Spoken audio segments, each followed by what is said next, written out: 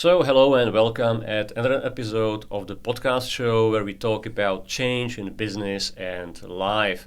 And if you have ever wondered how it feels to drop successful, long decades of corporate career and start your own business in late 50s, want to know more? Because today I have a very interesting guest on the show, Andreas Kohn.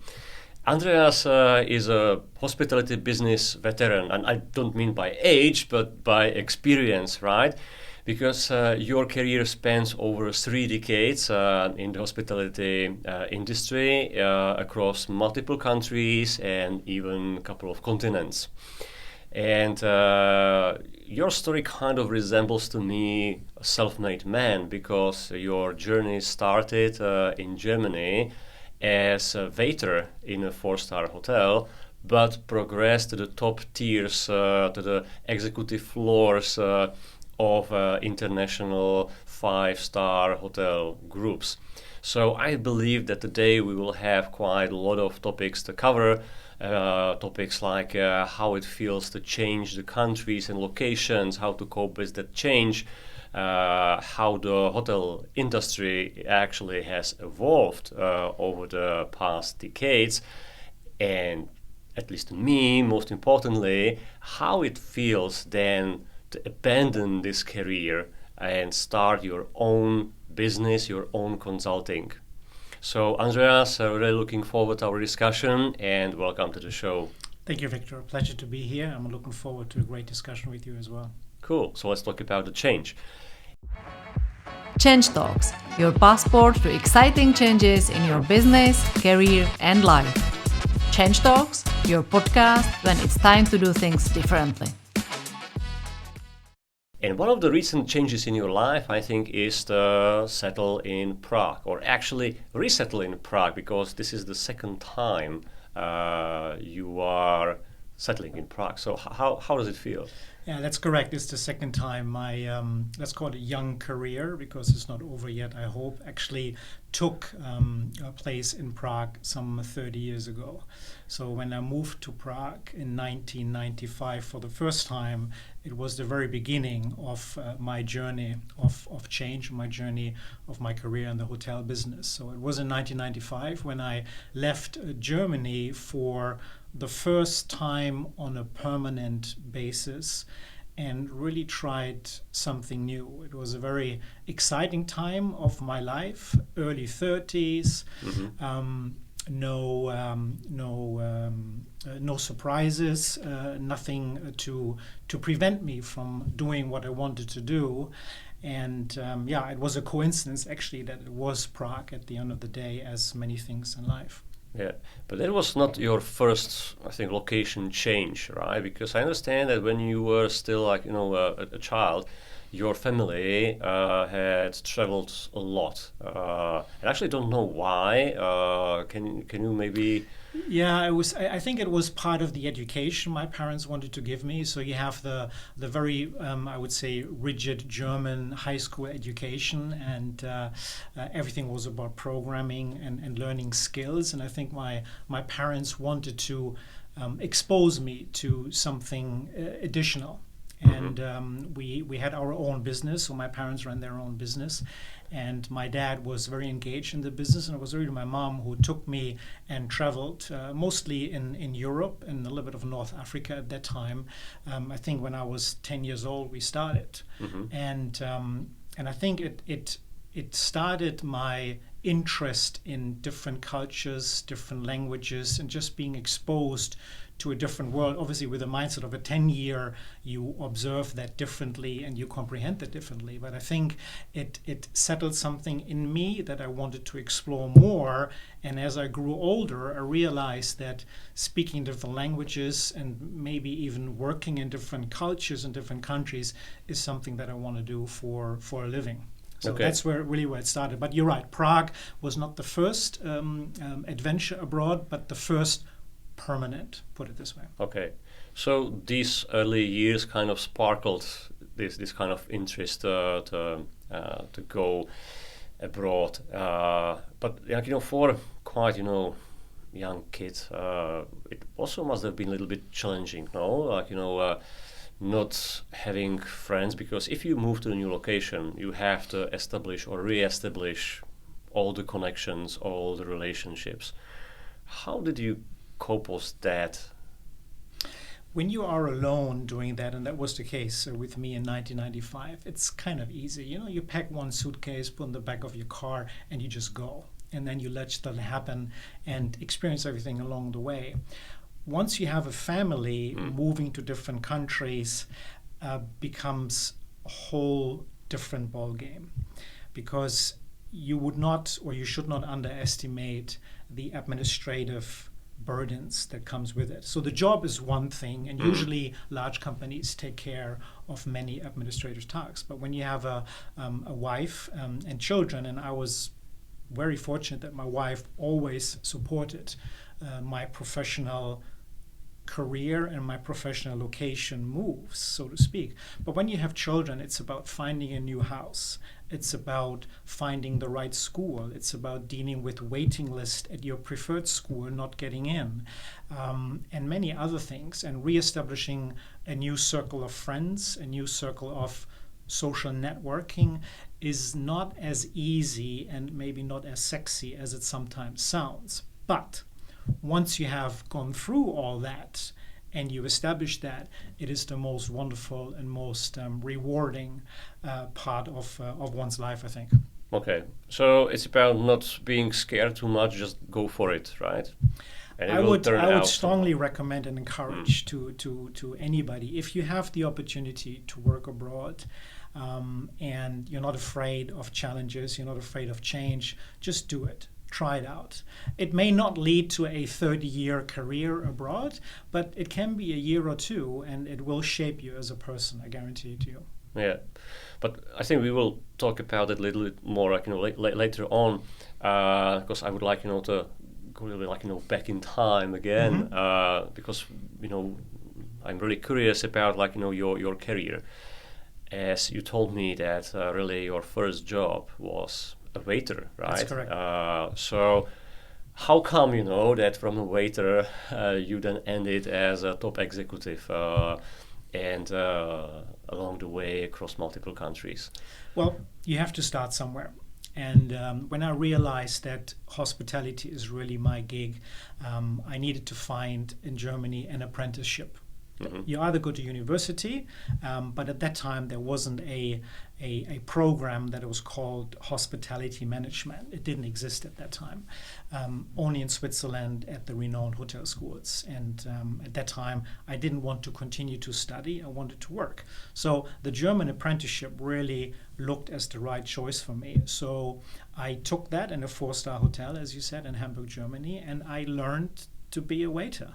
I don't think it's a job that actually exists anymore as a learning profession, so to speak. You just start and be a waiter and you learn on the way. But at that time, it was a very rigid 2.5 apprenticeship that was a combination of praxis, meaning you are working in a restaurant, you are doing the job, but you're also exposed to a theoretical part of the job where you learn about wines, where you learn about different food, you are exposed into the kitchen, into stewarding, and so on and so forth. So that was really the beginning.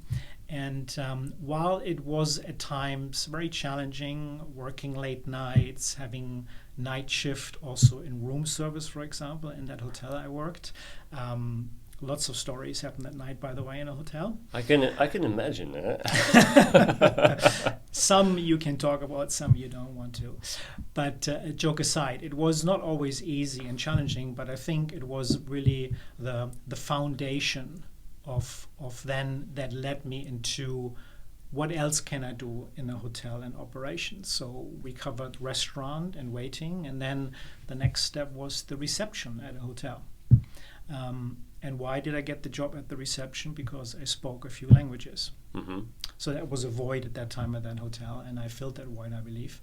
And from there onwards, I progressed further, and then eventually moved into sales and marketing, and that's what I still do today. That's quite a move, isn't it? Like, from hotel reception suddenly to sales and marketing. It seems like, two different worlds. How did this transition happen? I expressed interest in wanting to progress within my career at that hotel I worked at that time in Hamburg. And you always have to be, I think, at the right point at the right time. And there was at that time a general manager who must have seen something in me. He said, you know what, he knows the foundations of the business and he's pleasant to talk to. And he seems to be a host, because that's at the end of the day what we are in the hospitality. We are hosts, right? And I expressed interest to progress further, and then there was a vacancy in sales as a sales executive, and he allowed me to make that move from the reception using that skill again that I learned, and moved into sales. And again, it was a change. Nobody really teaches you how to do sales at that time. Mind you, that was in the early 90s. You just get a set of accounts that you have to look after, a set of clients, companies, travel agencies, and go and introduce yourself. You are representing this hotel now. That's how it started. So it really turns out to have an open-minded manager who's willing to give a chance, because very often the managers are reluctant to take a chance on people who don't have the exact same experience as they are looking for. So they are looking for a salesperson, so they want to hire a person with previous sales experience. They are looking for project manager, and they want to have a person with track record of several projects. But if you want to progress in your business, and it sometimes pays off to give a chance to people who may not have the experience, but who demonstrate the right attitude, they demonstrate the potential and opportunity, which is something that we also discussed with Philip on the recent episode of Change Talks, or with Dennis Ashmate. So how managers really behave and how more open-minded they should be. Now, out of the curiosity, how does look the sales, in hotel business? Because I think, it's quite easy to imagine what the salesperson does when it comes to, selling cars or selling insurance. Now, how do you sell in hotel business? Because the outside view may be, okay, we just sit back and wait, for the reservations to come, which obviously is not the case, right? So what's the nature of the sales work in hospitality? We have to differentiate between a hotel that is predominantly catering to a corporate traveler clientele and those hotels who are more in the tourism, leisure, we call it segment side of the business. And that's really where I spend most of my time. But I have done some corporate in the early days of my career. And this is really where you look at your total inventory, meaning how many rooms you have in that hotel, and you segment that and say, okay, who do I want to sell many rooms or not? Yeah, so you negotiate corporate rates with companies, volume accounts, you negotiate group rates, for example. And most importantly, you need to figure out, where is my inventory distributed? I think it's really about, in German we say Vertrieb, so the distribution of the inventory, in which countries, in which segments, and at what price point. So the times where you just sit and wait, the phone rings, obviously are over. You need to work very hard to fill your hotel. It is really to offer the room to the right customer at the right price. That's basically what it boils down to. And you say that when you started this new role, there was no kind of training, no previous experience. So how did you cope with this change? What was your attitude? What were your tricks and tips? How to overcome this unknown territory? A lot of observing what other salespeople were doing in that department. So I was the youngest at that time in the hierarchy and in age, but there were obviously sales manager who had a bit more experience, who worked in other hotels before.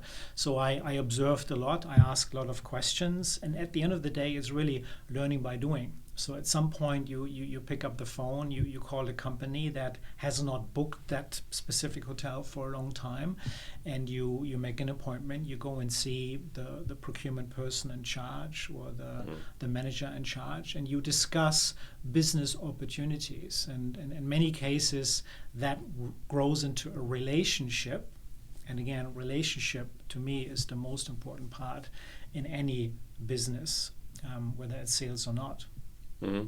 So really it's about the willingness to take the risk and start and just do, okay? Which comes back again to this attitude.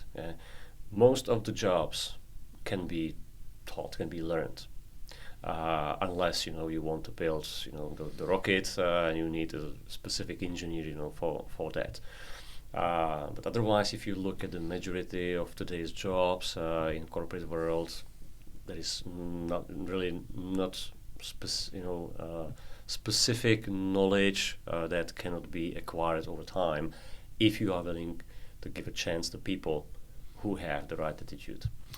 I fully agree with you. And the chance that I have been given, not having a formal commercial education in the hotel business, like in today's world, when you go to some of the big, large hospitality schools in Switzerland, for example, it's a very, very rigid education, and these young individuals have a phenomenal skill set. But I believe giving the chance to somebody that maybe does not have, but is providing the right talent, or you say attitude, the right behavior, goes a long way in the hotel business, in my point of view. And I believe, and I'm always thankful for that manager and many others in my career that have given me this opportunity. And Victor, even today, when I interview on my old job before I started my own business, when I interview, I'm not interested to talk about education, and I'm not interested to look at certificates and grades of schools. I'm interested to have a conversation with that individual and see what talent and what behavior would that person apply to the role we have vacant. And then secondly, does this person fit into the team that he or she will be working with, and vice versa. And I think if you have that formula right, you will be successful in recruiting the right people. But again, it's very specific to the hotel industry. I don't know if that formula would apply to, i.e. in engineering, where you need to have a skill set to do a certain job. Yeah, unless really you are applying for a very specific position with a specific know-how, I really believe that what is most important is the attitude. Because I've seen people with great certificates, and great education, but they didn't have the right willingness to work, to collaborate, or to fit into the team. And for me, when I was recruiting people, it was always more about how they fit, what is their attitude, what are their values, than what was the praxis. Yeah. I was willing to give them the chance if it was possible. For example, once I was recruiting a person who didn't have the high, the university education, and it was very usual on this position to have this kind of education. But I said, I don't care, because this person has tremendous track record of achievements, and he also demonstrates the right set of values and the willingness to learn. So that's for me more important than the diploma, from the university. Yeah. I believe that the diploma from the university is important only when you are very young, when you are looking for your first job, perhaps. Because then if you are the recruiting manager, the diploma then is for you the only indication, the only approximation, what's going to be the quality of that person, right? But once you have a person with 3 and more years of experience, you should really look more what achievements are behind that person than what kind of school, what kind of university that person studied. So you said that there was the first big move, big change, big shift in your career, and there were many more. And they were not only the changes in the role, but also in the location. Because from Germany you moved to Switzerland, I guess, right? Is that right? It was your next destination. Still a German-speaking country, but maybe slightly different culture. So maybe tell us, how many countries you visited professionally, and what were the challenges to accommodate the different cultures, because some of them were in Europe, but some of them were also in Asia. Yeah. I would have to go back a little bit and count the amount of countries. And funny enough, in some countries I worked twice, i.e. Prague is now one of them, and Dubai was the same. But it must have been around 6 or 7 countries in total. And as you mentioned, Switzerland, yes, German speaking. I lived in Geneva for a year, so obviously French was the number one language. And again, I didn't know any French when I got that job, and it was not necessary because the clientele was all foreigners. They all spoke English, right? But I would say when you look at the spectrum of countries, I think it's not so much which country and when, is more about what does that country has to offer for your professional growth. And I always wanted to work and live in Asia.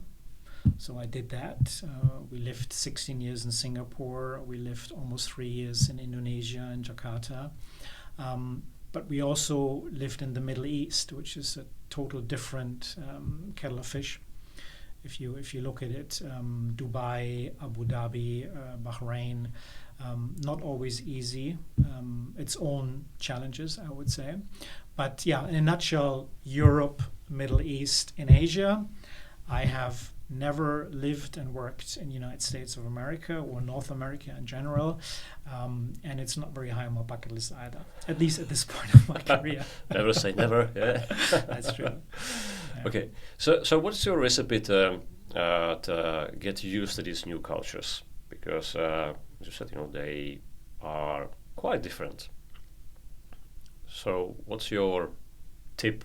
What's your hack to get used to these different cultures? Yeah, I think I said it before once. It's really about observing. There's a lot of books available about how to do business with different cultures, and it's kind of funny to read them. Most of it does apply to a certain extent, but the real deal in many cases looks very different.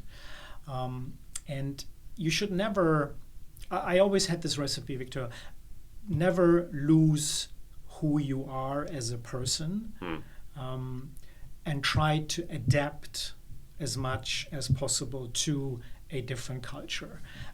You need to know for sure, and that you can learn, what are the do's and what are the don'ts if you do business, i.e. with a Japanese client or with somebody who comes from United Arab Emirates.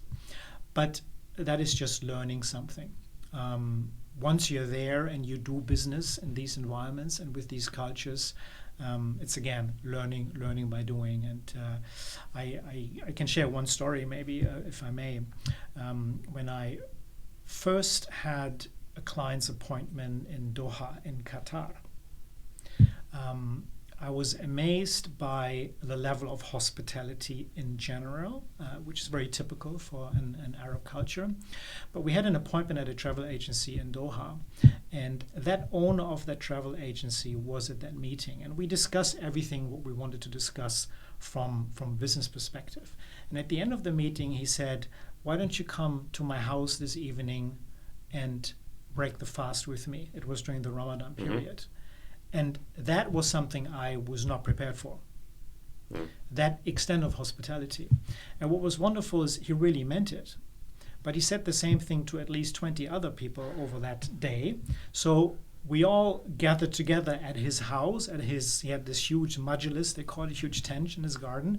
And basically I was allowed to break the fast of the Ramadan with him, with many of his friends. And you cannot imagine how many new contacts I made that evening alone. Totally unexpected. So that was a huge surprise for me. And again, you need to be open-minded. Usually you would say, maybe in our culture in Europe, maybe that's a bit too private, I don't really know you that well, or have other plans. God forbid to say no to an invitation like that. That's quite interesting. But I like, two things that you mentioned. One is not to lose yourself. And the second, try to adapt as much as possible, because the first one I think is really, really crucial. Not only when you are moving to a different country, but even if you are moving to a different company with different culture, because we always should keep our internal values and not to compromise on them because, I don't know, this is not the habit in this company, this is not the habit in that country. And the second point is about adopting. Sometimes, I've seen expats who were not willing to adjust to the culture, to the place they are living. They believe, especially when coming to less developed countries, believing that they are coming with a superior culture and not really willing to adjust, which had quite deteriorating effect on their image, but also on the teams they were working with. So really it's important to find the right mixture, right? The right balance about staying true to yourself, but being able to adapt, to accept the different culture and behave accordingly. Yeah, I think you mentioned it, and it was a good summary.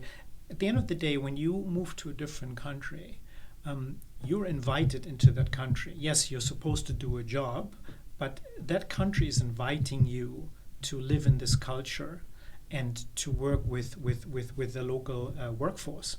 How can you not wanting to adapt to that? And try and work with them and give them maybe something that is new to them, but also take something. It's a give and take. It's a learning, and I saw this in my own professional life. I learned a lot from these cultures that I worked in, professional, but also on a personal level, behavior, and I was trying to give that also back to my children, for example. My daughter wrote me a wonderful birthday card a few years ago, and she ended it, "Thank you for making the world my home." And it was a very special moment for me, Victor, as you can imagine, when you have a family that moves with you, and they realize that exposure they are receiving as children is really shaping them as a person as much as it did shape me as a person, right? So just a side moment, but it's really about adapting and wanting to absorb and wanting to learn. Yeah. Now I think you are really lucky, because your daughter sees this as an opportunity. Because sometimes children may feel, I have to travel, always create or recreate new friendships, and they may perceive it as a burden. My view is on the contrary, right? As you say, it's a great chance to be exposed to different cultures. It's a great opportunity to create your network already in a very, let's say, early age, that it may get useful, later in your life, whether professional or just friendships. So to me, it's really opportunity, not something to be afraid of. And it doesn't work for everybody. There's not a formula that, if you apply this formula, it works for you. We have many friends where the children struggled a lot with this constant change. And you say children need one thing, and that's stability. And that is true in many cases. I'm just sharing my own view, and that it can really benefit children to live abroad and grow up in that expat environment. Mm-hmm. Right. Now, when you were changing the roles and changing the countries, can you perhaps give some examples about business challenges that were also mixture of business challenge and cultural challenge, and what was your recipe how to deal with that? The business challenge, Victors, are really depending on in which environment you work, and what's the hospitality market like, right? So a business challenge to me has very little to do with moving to another country. It's just another hotel in another city that you need to look after. There were quite a lot of challenges on the cultural level, and we covered some of them. But on the business side, it is about understanding the market, understanding where is the business coming from, and how can you apply a commercial strategy with the team that you inherit at that hotel. How can you sustain that commercial strategy and improve the performance of the hotel? That's really what my job was in most of the hotels where I worked. Now, that is easier said than done, because plan is one thing, but somebody needs to implement the plan, right? And that's usually not the person who writes it. Yeah, so you need to be very open-minded and be able to lead diverse teams. In the Middle East, I was working with Egyptians, with Lebanese, with local Arabs, with Americans, with French. So you put all these cultures and all these nationalities in one room and try to have an effective meeting. It can be quite challenging. But again, it's this diversity that these individuals bring with them that leads or can lead to a successful implementation of the plan that was crafted. Yeah, the cultural mix is now actually something that is more and more frequent, or more and more normal, also in Europe or everywhere basically, right? When the companies are attracting different talents from different countries, different cultures. So what would be some practical tips for managers who are listening and who may have these diverse teams, how to unify the teams, how to make these meetings, projects effective in this variety? Yeah, my number one tip would be to treat every person differently. And I don't mean that in the sense of compensation or doing favors. You, Victor, have different needs as an employee than I have. And we would want to work with a manager or a leader that is able to help us satisfying these needs, if that makes sense, right? I think when you look at diverse team management in general, it is really to understand who is who in the zoo and who is able to contribute what to a common goal. Some individuals will contribute more than others, and you need to be able to identify that and complement that accordingly to have a balance. But I think overall, if you have a motivated team, and I don't think an individual can motivate a team, but an individual can create a framework that allows the individuals in that team to be motivated. Yeah. I call this be human. Yeah? Be human in a sense to acknowledge the different profiles of the people. it doesn't mean to be asking okay, how is your wife and so on. Yeah? Some people may not be comfortable to have this kind of personal relationship, and maybe it's not what you should do in the workplace in the first place. But about really understanding who is that person, what motivates that person, what is the dream career path for that person. So you can also maybe adjust the workload that you give to that person accordingly. So really be human and treat the people as people, not as just machines or somebody to whom you give task list, and every week you go through the checklist, what is ticked and what is not ticked. And on the motivation, it's so true that it's more about your role as a leader is to create the environment, to create a framework, to create a governance, a system that is steering people in the right direction, right? Because it's not about just some fluffy announcement saying, okay, we will be great, right? It's not like that. It's about creating something more tangible that within which framework the team can operate. Authenticity is a big part of what we do. So be authentic in what you do, and be genuine. Really.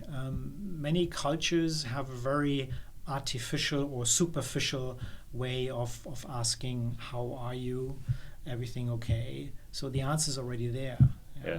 Everything okay? What are you going to say? No.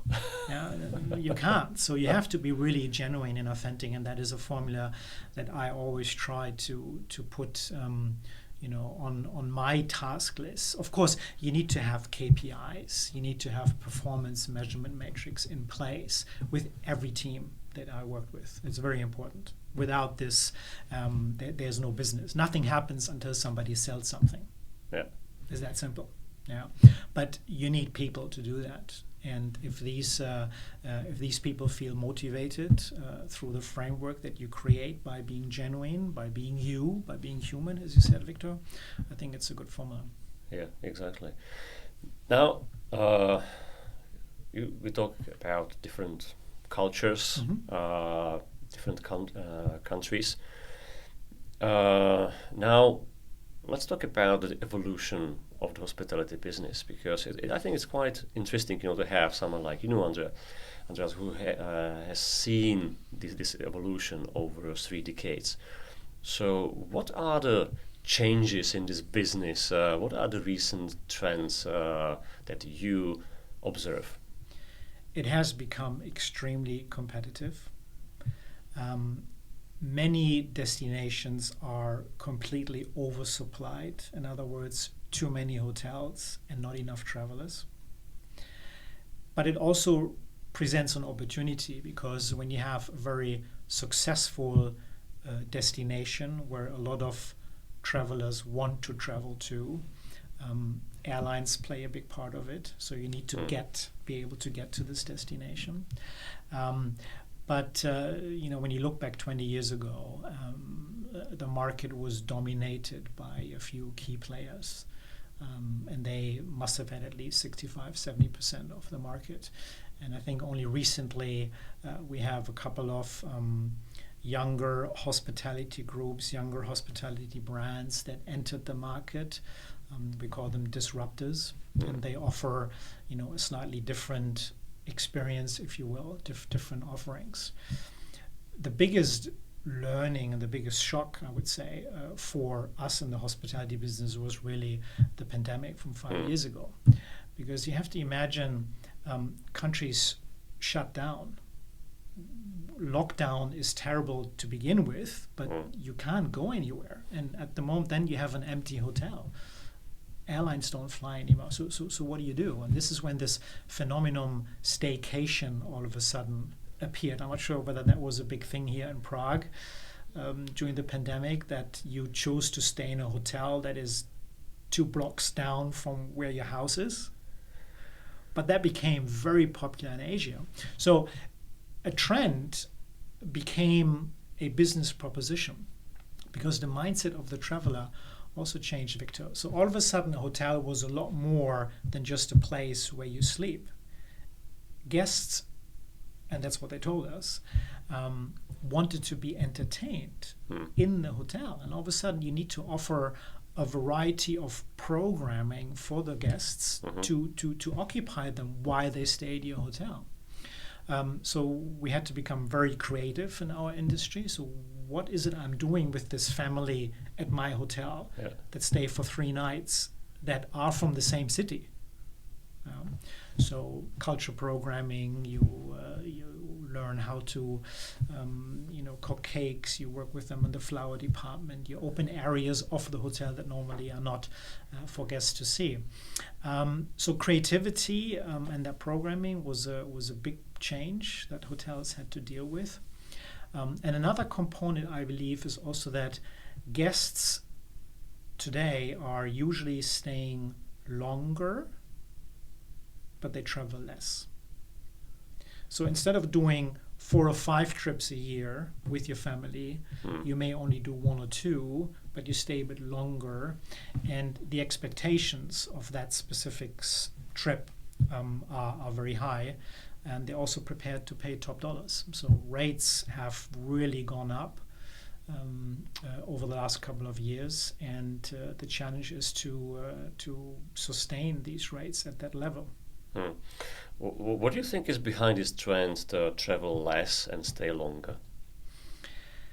I think the effort of traveling to another destination, i.e. with a family of 5, for example, the planning that goes into it, the decision making at home, where should we go, do I book with the travel agency or not? So there's a lot of stuff happening until the trip actually takes place. And I believe that, and I think it's because of the pandemic, Victor, really, that you say, okay, fine, now I make the effort to travel and I'm prepared to pay top dollars for that. Let's do this once or twice, but do it right. And not say, well, maybe we can skip lunch today, have a big breakfast because it's inclusive, and then we just have a dinner somewhere. No, you want to have breakfast, lunch, and dinner in the best restaurants when you travel. Okay. At least, at a certain income level. So it's basically a little bit of laziness, right? Kind of like, not because of logistics, as you said, packing the luggage multiple times. It can be demanding, especially if you are doing that for a family. We did a lot of research back in Asia in my past job, where we asked customers that stayed with us these questions. How often do you travel? How long do you stay? What is important when you travel? How many do you travel with? And it was clear that some families told us before the pandemic we used to travel 4 or 5 times together, but it's now down to 2. Yeah, so it's data based. It's not something that we make up. And then you have to realize, what is it you offer to that guest if he or she only comes once or twice a year?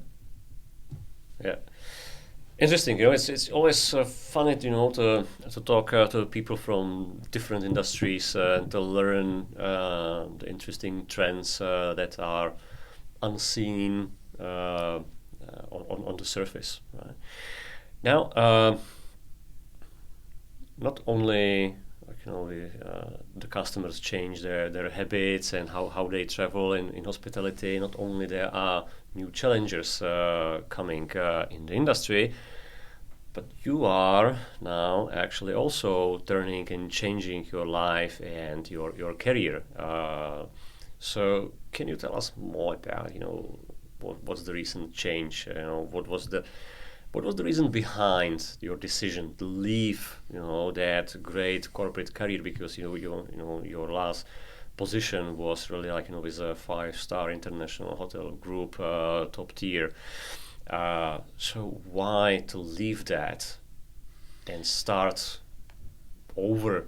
Let's say, not completely over, but start on your own, which is a bold move in. We may say that, right? Late 50s. No, you're right. You're right with my age. Yeah, late 50s. That's correct.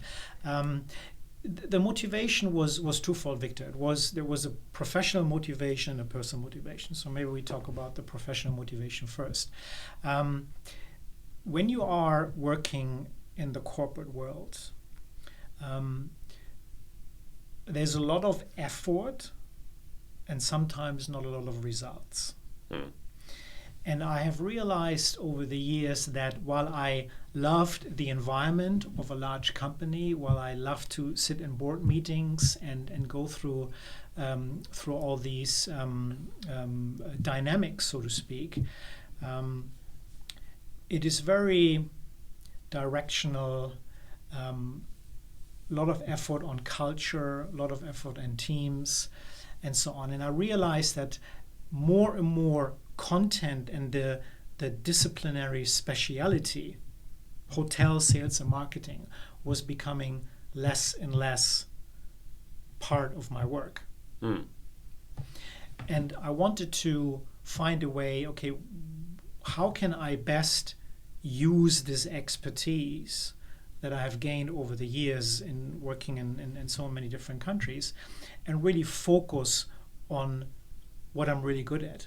And that is putting commercial plans together for hotels, helping them establish positioning and the branding, and really focus on the commercial side of the business and not being sidetracked by many other things that were, as I said, at times very enjoyable. But it is this mill, right? Yeah. If that makes sense. So that was really the professional motivation. So I wanted to allow others to gain knowledge by working with me, if that makes sense. That's what I wanted to do. And the personal motivation obviously was moving back to Europe. That was always part of our family goal, and we spoke about children, so they both live in Europe, so that makes sense. But also being in charge of my own time was a big personal motivator. Not always easy. No corporate guidelines, no morning meetings at 9 o'clock, no WhatsApps over the weekend, something you need to get used to. But I think that was the biggest personal motivator to do this bold move, as you said. Yeah. So you wanted to go back to the core Yes. of the business. And it's quite frequent natural motivation for people who are very high in their corporate career, because the higher you go, the less connected you may be with the real business. Because instead of dealing with the real business, you have to deal with more like an organizational stuff, administration stuff. Sometimes you are so much into PowerPoint, then you don't see what's the reality of the life outside there. And it really is interesting and bold move to really go kind of like step back to the core, because usually the core is what makes you happy. This is why you chose this kind of career, right? This kind of business line. So to go back to this very nature of that again, I think allows you to have again the joy that used to be there. It's a little bit like a Circle. cycle, or like a circle. That's right. So this is where it began, and then you go around and you come back to not where it started, but what you really love to do. And as I said, the corporate governance is very directional. It's about policies and procedures. It's about culture and people, and I love all that, but it takes a lot of time away from the core on what I want to do. And doing my own consultancy now, I'm able to focus on that and really advise and help clients achieve their own commercial goals. I'm not saying that hotel brands can't do this, God forbid, but I think it's really providing that external outside view on the business on a project basis, what I like to do. Yeah, but this kind of move is really also a step into the unknown, right? Because let's address the elephant in the room. Yeah. It's nice to have a solid job in the corporate environment, right, which feels safe and secure, which might be illusion, but put that aside. But still, you say, okay, I have some sort of stability, I have some sort of status in the company. And to move outside, leave that, and start on your own, that's really a risky stuff, risky business. So how did you deal with that from your from the personal point of view, right? To leave the security and embrace the unknown. So a big part of that move was like the transition to leave and start something different. And I can only recommend this: take a step back and reassess. That is not always easy, because when there is an opportunity for a job, then you should take it, of course. But I think many consultants fall into that trap of accepting every offer that there's out there just to build a portfolio and build the safety net. Right? At the end of the day, we all need to make a living, right? But I think taking a few months off in between jobs, really helped me to establish my own roadmap. My own roadmap. Let's call it my own business plan. This is what my consultancy business should look like. This is what I'm good at. This is what I can bring to the table if the client would like to work with me. You realize very quickly that the planning is one thing, and now you need to start the work. And you run your own business. You need to acquire clients, right? And all of a sudden, effort is not paid. That's true. You need to convert. Yeah. So you can make 10 calls a day, and they all went really well, and you give yourself a high five at 6 p.m., but none of these calls has converted into an opportunity, into a contract, right? So you do this for a couple of weeks, and you realize, interesting. But that is part of that journey, I believe, that we have chosen to go on, and so far I'm very enthused and I'm very motivated to continue on that journey. And as I build my portfolio of clients, that journey will continue to be exciting. Yeah. Now you mentioned already a couple of first impressions, first differences that you are experiencing when moving from corporate to your own. So what are the biggest changes in the working rhythm, or biggest surprises perhaps for you, biggest differences? You're on your own. I mean, that wasn't a surprise, but it is certainly something you need to get used to. So there's no PA that sits outside of your office that you can just ask to help you to do a presentation or a set of appointments. So your lack of resources is something that you really need to figure out, ideally before you start your own business. So how can I be successful without these resources? And then look at external resources. I think it's very important.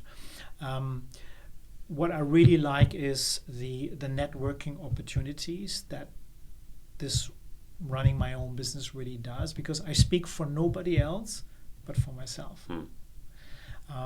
So it is me, it is my work, it is my expertise, and I am sure that I can bring a lot of benefits to the clients who decide to work with me.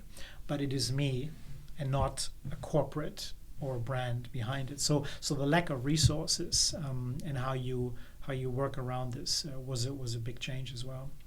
Yeah, I can sign it. Yeah, because I was also used to have a team. So when there was some specific task to be done, I was able to delegate that to somebody, right?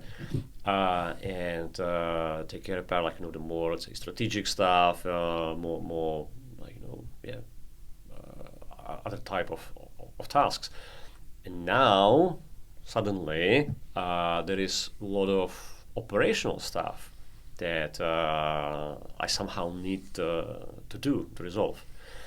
And if I do it alone, I have then no time for the more important stuff, right? So to find or to have the clarity what is really important, what is not important, what you have to do, what you can delegate or automate is the big learning on this journey of leaving corporate world and having your own business.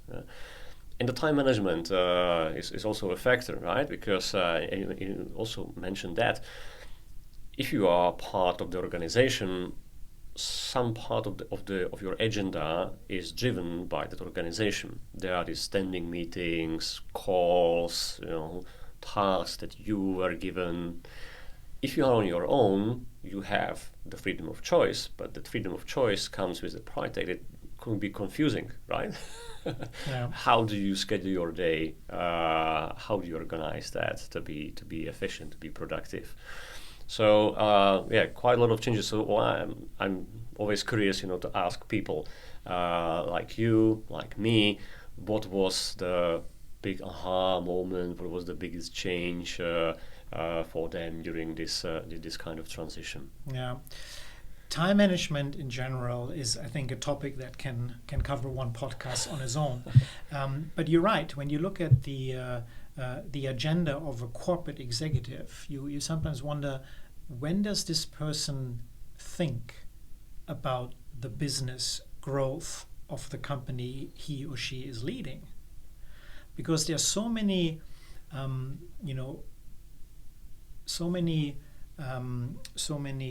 meetings scheduled, so many obligations. I was looking for that word. So many obligations that sometimes, and I can speak for myself. Sometimes I allocated a Saturday morning because I needed to work on a project and I needed to have 3 hours without being disturbed. And you think about it. Is that normal? Should that be the norm? And now doing it on my own, I can be productive when I want to be productive. Yeah.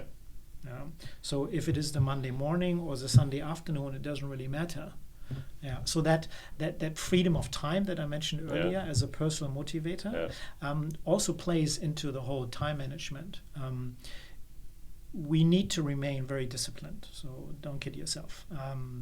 If you think that running your own business is just wonderful and you go to the gym when you want and meet friends when you want, it's not the case. You need to be visible. You need to network. You need to be available for clients to speak to you. It's a different set of challenges, but once you have established that framework, it is very enjoyable. Yeah. To think about the choice is quite unique, as you said, because you can choose your productive time. When you feel most productive in the mornings, then you can schedule your thinking time, strategic time for the morning. While if you are in a company, your time is decided by the operating rhythm of that company. So in the mornings usually are all these meetings, update calls, which is the great waste of productive time, of the brain time, because you spend the best time actually sitting somewhere, just listening or trying to survive that. And you have only evenings or Saturdays to do the creative work. So there are definitely challenges, but there are also, let's say, perks, we may call it, of being your own boss and steering your own business. So you said that you are quite, let's say, fresh on this journey. But you are sitting now in Prague, but I guess that you are operating more globally across the European countries. So if there are any prospects, any clients who would like to reach you, what's the best way to get in touch with you? Yeah, as you said, I'm fairly new to running my own business, so it's 7 months now, and I'm still in the process of setting up, that infrastructure. So the best way to get in contact with me is currently through LinkedIn. So my profile is updated and my contact details are there. I am in the process of setting up a website, setting up a domain and other important resources that you need. And yes, even though my home base is in Prague currently, the conversations I currently have with clients to work together are in Europe, are in the Middle East, funny enough, and also in Asia. So all the countries where I worked before. So it is mostly a hybrid situation at the end of the day once a project becomes reality. But yeah, my home base is Prague, and that's where I am. Okay, so I will put these contact details into the episode description so that people can easily find you. And what are, let's say, the typical problems that you can resolve for your clients? So to give a little bit touch and feel what you are capable to do. Yeah.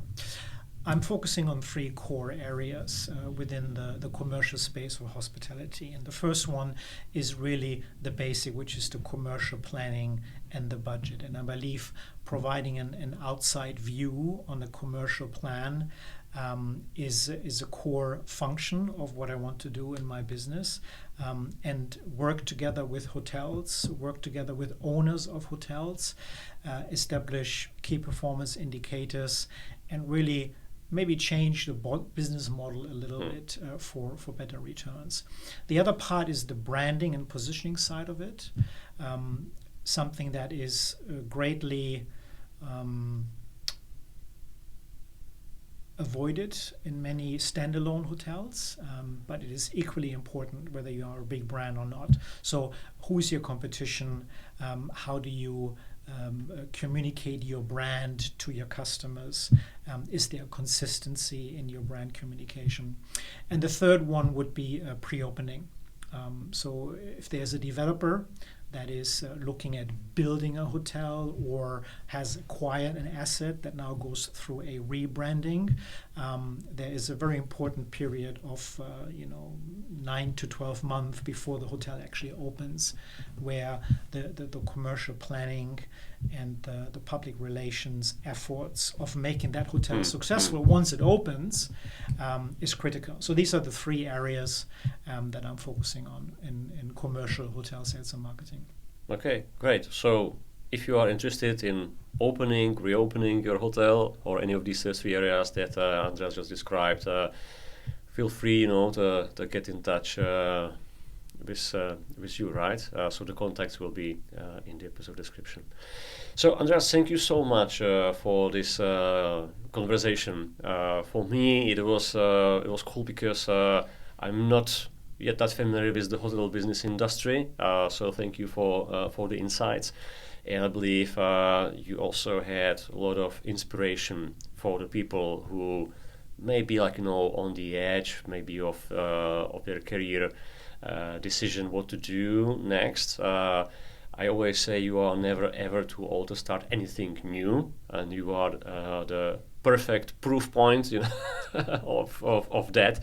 Not being afraid. So I wish you all the best luck in your business. Let's stay in touch and have a great stay in Prague with us. Will do. Thank you, Victor, for having me on the show. It was a great pleasure. Okay.